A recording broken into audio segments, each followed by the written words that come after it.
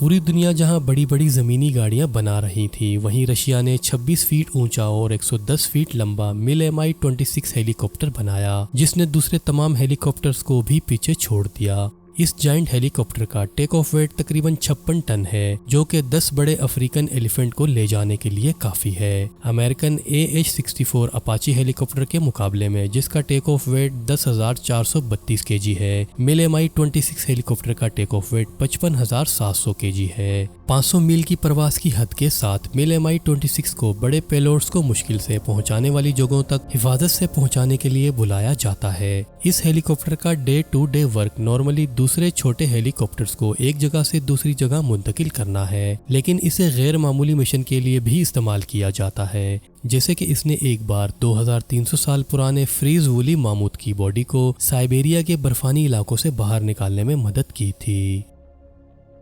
یہ ٹرین زیادہ تر لوگوں کو ایک مال بردار ٹرین کی طرح لگ سکتی ہے، لیکن یہ دراصل ایک لمبی BHP بلیٹون آئرن اور ٹرین میں سے ایک ہے جو آسٹریلیا کے صحراؤں کو عبور کرتی ہے۔ ذرا اس بلیٹون آئرن ٹرین کی لمبائی کو دیکھیں تو وہ زمین سے اپنے راستے کو سمیٹتے ہوئے ایک بڑے میٹل اسنیک کی طرح نظر آ رہی ہے، لیکن یہ بھی ان کی اصل شکل نہیں ہے۔ 2001 میں BHP نے درست طریقے سے نئی لمبائی حاصل کی جب انہوں نے سب سے طویل اور سب سے بھاری مال بردار ٹرین کا ورلڈ ریکارڈ توڑا۔ مغربی آسٹریلیا میں یانڈی مائن اور پورٹ ہینڈلینڈ کے درمیان دوڑتی ہوئی 682 گاڑیوں والی ٹرین 4.2 میل کی لمبائی تک جا پہنچی تھی۔ اس کے لیے 90,000 ویٹ ٹنز آف آئرن کو پہنچانے کے لیے 8 ڈیزل انجنز کی ضرورت تھی، اور اس پوری ٹرین کا مجموعی وزن 1,10,000 ٹن تھا، جو کہ 488 اسٹیچو آف لبرٹی کے برابر ہے۔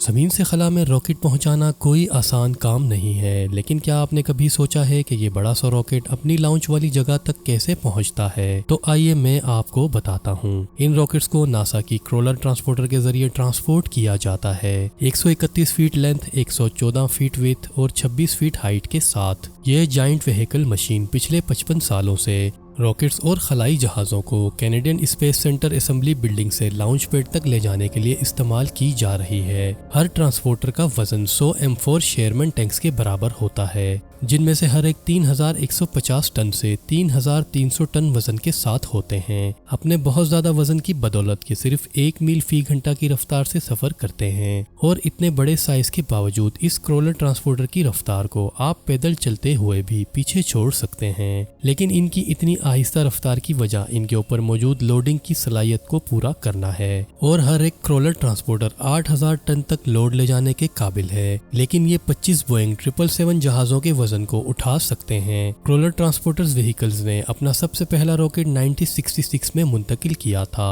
اور لاسٹ ٹائم ان کو 2011 میں اسپیس لانچ سسٹم کے موبائل لانچر کو منتقل کرنے کے لیے استعمال کیا گیا تھا، لیکن آپ انہیں 2024 میں دوبارہ دیکھ سکتے ہیں جب ناسا کا آرٹیمس اسپیس پروجیکٹ شروع ہونے والا ہے۔ یہ فوٹو دنیا کی سب سے لارجسٹ ویلی جیپ ریپلیکا ہے، جو کہ ابو دھابی کے شیخ حماد بن حمدان ال نیان کی ملکیت ہے۔ یہ ایک اسٹینڈرڈ ویلی جیپ سے 4 گنا بڑی ہے، اور ایک آدمی کے اسکیل کے لحاظ سے آپ دیکھ سکتے ہیں کہ یہ واقعی میں کتنی بڑی ہے۔ اگرچہ یہ ایک ریپلیکا نظر آتا ہے، لیکن حقیقتاً یہ موٹرائزڈ ہے، اور دنیا کی سب سے بڑی موٹرائزڈ ماڈل کار کا گنیز ورلڈ ریکارڈ اس کے پاس ہی ہے۔ شیخ حماد نے یہ بتانے سے انکار کر دیا ہے کہ اس 20 فیٹ اونچی جائنٹ ویلی جیپ کے موٹرائزڈ ریپلیکا پر کتنی رقم خرچ ہوئی، لیکن ایسا مانا جاتا ہے کہ ان دیو ہیکل ارتھ موورز ٹائرز کی قیمت $40,000 ہے۔ یہ ایک بڑی ویلی جیپ تو ضرور ہے، لیکن اس کو چلانا پریکٹیکلی پاسبل نہیں ہے۔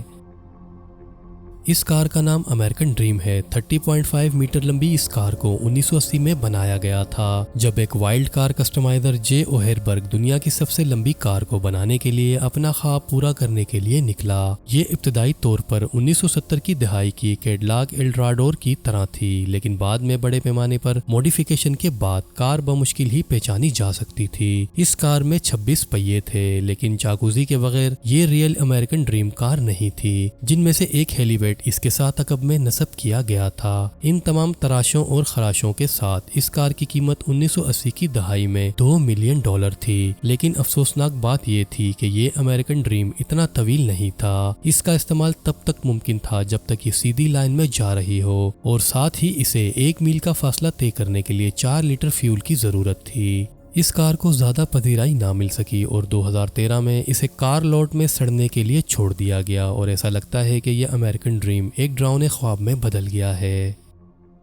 क्या ये एक परिंदा है या फिर हवाई जहाज़? जी हाँ, ये एक हवाई जहाज़ है, लेकिन ये किसी भी जहाज़ की तरह नहीं है। ये एनाटोव 225 मिरिया है, जो दुनिया का सबसे भारी और सबसे बड़ा सिंगल फ्यूजिलेज हवाई जहाज है, जिसे कोसाक्स के नाम से भी मौसूम किया जाता है। ये strategic airlift cargo aircraft Ukraine में उस वक्त डिजाइन किया गया था जब ये 1980s में सोवियत रूस के कंट्रोल में था। इसका इब्तदाई मकसद नासा के क्रोलर ट्रांसपोर्टर की तरह था। सोवियत खलाई जहाज बुरान को काजाकिस्तान में इसके लॉन्चिंग पैड तक पहुंचाने के लिए लैंडिंग और टेक ऑफ के दौरान भारी भरकम पेलोड को सहारा देने के लिए कोसाक्स को लैंडिंग गियर में 32 इजाफी पहियों के साथ डिजाइन किया गया था, जिससे इसके बड़े जिस्म को इजाफी मदद मिलती थी। 288 फुट परों के फैलाव के साथ इस हवाई जहाज के परों की लंबाई 4 18 व्हीलर गाड़ियों की तरह है और ये सिर्फ दिखाने के लिए नहीं है, बल्कि हर विंग में 3 बड़े टर्बोफैन इंजन लगे हुए हैं, जहां ज्यादातर आम हवाई जहाज के परों में सिर्फ एक इंजन ही होता है। ये 71 टन वजनी शॉर्ट टन और 603 टन वजनी लॉन्ग टन कार्गो को हैंडल कर सकता है, जो कि तकरीबन 50 कार्स के बराबर है।